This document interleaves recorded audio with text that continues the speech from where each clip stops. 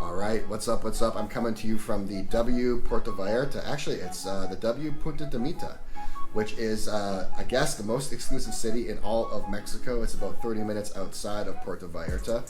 And forgive me if I'm not my usual happy, positive, jovial self, and it's because it has rained at this hotel every single day.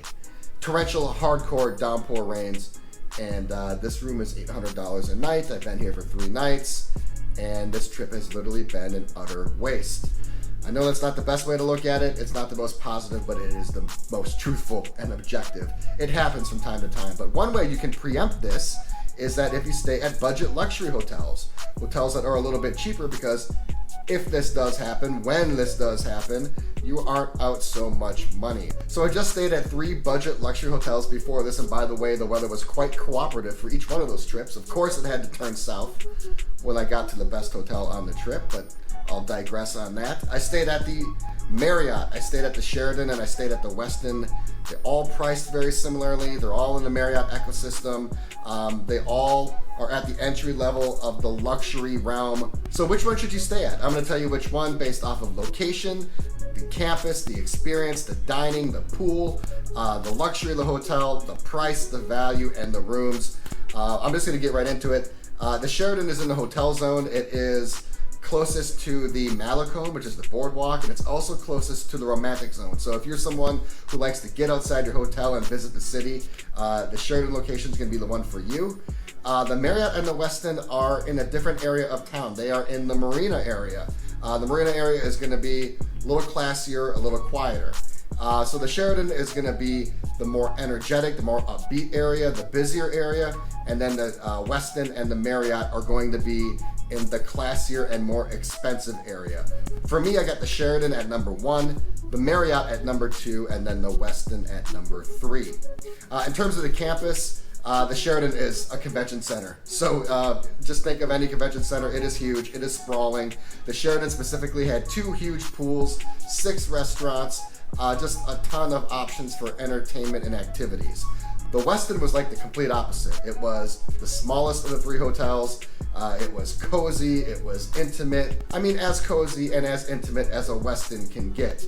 The Westin definitely had an Oasis type of feel, but it also had like the fewest dining options. The Marriott was a great combination of the 2. It had a fantastic pool, multiple dining options, not too big, not too small. For that reason, I put the Marriott at number 1, the Sheraton at number 2, and the Westin at number 3 when it comes to the campus. Rooms. I mean, rooms are one of the most important aspects of the hotel, maybe the most important depending on who you talk to. The Sheraton had the largest room, but it was the oldest. I personally had the Penthouse Junior Suite. It had a tremendous outdoor private deck on the top floor and my own private outdoor jacuzzi. That was pretty trick. The Marriott was the smallest, but like the newest and the freshest and the crispest. And then the Westin was right in between the 2. The Westin is always kind of going to be an uptick from the Sheraton. The Westin was a little smaller than the Sheraton, but had a little bit nicer of the finishes. For me and my specific rooms, I'm gonna put the Westin at number 1. It still had a private outdoor terrace and an outdoor jacuzzi, just not on the top floor, but I think it was the best room of the 3. The Sheraton comes in at number 2, and then the Marriott comes in at number 3 in terms of the rooms. Okay, so you come into Puerto Vallarta, the pool could be the most important option. It's probably either the room or the pool. It's always room, pool, and dining, at least as far as I'm concerned. All pools were fantastic. All pools had swim-up bars. All pools were a lot of fun. The Sheraton had 2 huge pools. They were the most basic, but they also had the most energy and the most action. The Westin was by far the most beautiful. It felt like an oasis. It felt like you were in a very special setting, far removed from any of the stresses of life. Besides feeling like a tranquil oasis, the pool at the Westin was very private. It had twists and turns and bends and alcoves. It wasn't just your blob of a pool. So if you wanted a more intimate and a more private pool experience, the Westin pool is going to be the one for you.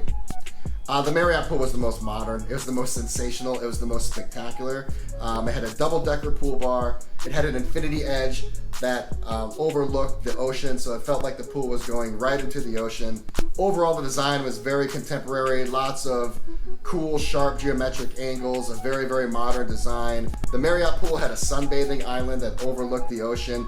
It was by far the most special of the three in terms of the pool. So for that reason, I'm putting Marriott at number 1, the Westin at number 2, and Sheraton at number 3 when it comes to the pools. Okay, so let's talk price. All three of these were budget luxury hotels, under $200 a night.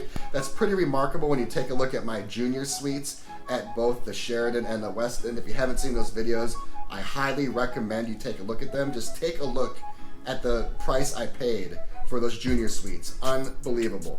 The Sheraton was the cheapest. The Westin is always a bit more expensive and a little nicer than the Sheraton. And in this case, that was true as well. It was the second cheapest. And then the Marriott came in at number 3 because it was the most expensive of the budget luxury hotels. But when it comes to value, what you get over what you paid, Marriott came in at number 1 easily.